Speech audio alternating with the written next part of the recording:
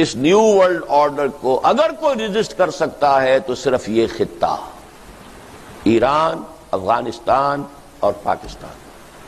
اور اگر یہ ہو گیا تو روسی ترکستان کا علاقہ بھی، اس میں بھی کچھ فنڈامنٹلسٹ تحریکیں اور فکر جو ہے پہنچ چکا ہے، لیکن ان کی چونکہ برین واشنگ بہت زیادہ ہو چکی ہے لہذا انہیں وقت لگے گا، ابھی آسان کام نہیں ہے ان کا.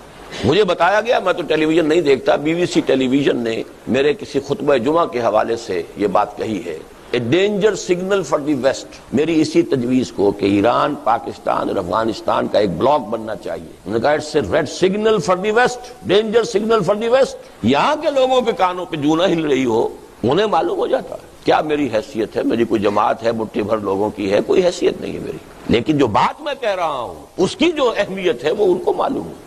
ایران کا گھیراؤ ہو رہا ہے، ٹارگٹ نمبر 1 ہے. کسی بھی روز آپ سنیں گے کہ کوئی سٹرائک ہوا ہے اور اس کی جو بھی ایٹمک انسٹالیشنز ہیں وہ تو پہلے بات میں ختم کر دیں گے. اوپنلی انہوں نے اپنے بجٹ کے اندر $20 کروڑ کی رقم جو ہے، اوپنلی کوئی ڈر نہیں ہے اب انہیں. بائی پولر ورلڈ تو ہے نہیں، یونی پولر ہے، ہم ہی ہم ہیں. I am the monarch of all I survey. تو سچ بولنے میں کیا برائی ہے؟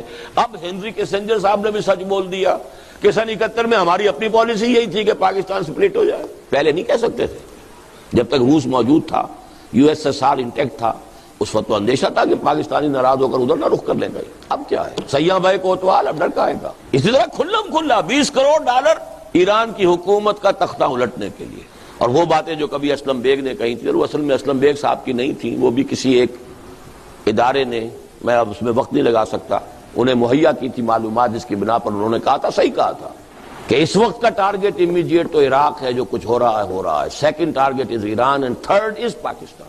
لیکن پاکستان میں اگر سیدھی انگلیوں نکل آئے جو وہ چاہتے ہیں تو ٹیڑھی انگلیاں کرنے کی ضرورت کیا ہے؟ وہ سیدھی انگلیوں نکل جائے. ٹیڑھی انگلی تو تب استعمال ہوتی ہے جب سیدھی انگلیوں کوئی شے نکلتا نہ ہو. اور مجھے تو سخت ایک دفعہ تو کپ کپی سی طاری ہوتی ہے، اگر یہ شیعہ سنی مسئلے کی مفاہمت کی کوئی صورت نہ بن سکی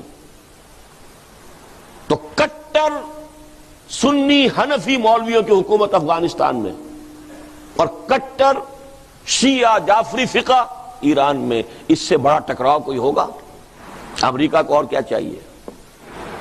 اور پاکستان میں تو ہم اسلامی انقلاب سے دور تر ہوتے چلے جا رہے ہیں بحالات موجودہ، جو بھی حالات اس وقت ہیں. We have to be realistic.